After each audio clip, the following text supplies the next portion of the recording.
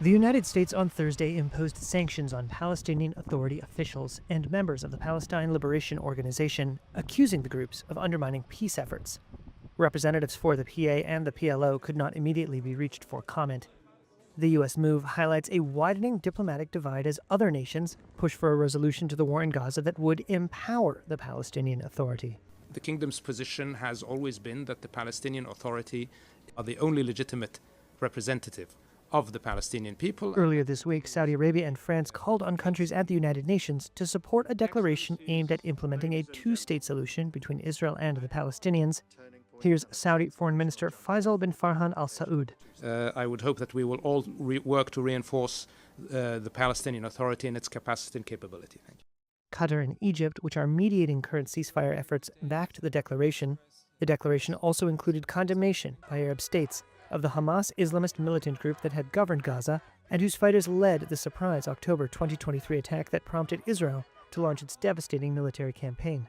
Israel faces growing world pressure over the war in Gaza, and several Western powers, including France, Britain, and Canada, have said they will or may recognize a Palestinian state. This intention is predicated on the Palestinian Authority's commitment to much-needed reform. Canadian Prime Minister Mark Carney on Wednesday echoed earlier language from British leader Keir Starmer. Our message to the terrorists of Hamas is unchanged and unequivocal. That Hamas could play no role in an independent Palestine. Israel and the United States, Israel's closest ally, have rejected moves to recognize Palestinian statehood or support a two-state solution. Israeli Prime Minister Benjamin Netanyahu has said the PA will play no role in governing Gaza when fighting concludes. And we will ensure that Gaza never again poses a threat to Israel. The Palestinian Authority was established in the 1990s as part of what is known as the Oslo Accords, which granted the PA limited governance in certain areas of the Israeli-occupied West Bank and Gaza. Hamas is a rival to the Palestinian Authority and seized control of Gaza in 2007.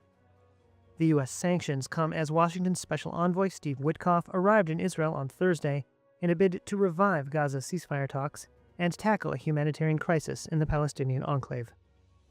On Monday, the Gaza Health Ministry said at least 14 people had died in the past 24 hours of starvation and malnutrition. That brings the war's death toll from hunger to 147, including 88 children, most in just the last few weeks.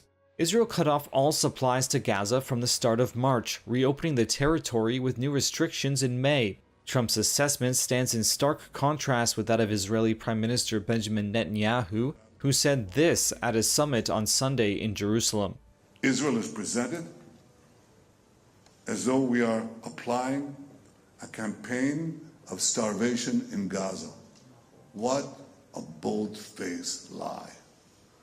There is no policy of starvation in Gaza, and there is no starvation in Gaza.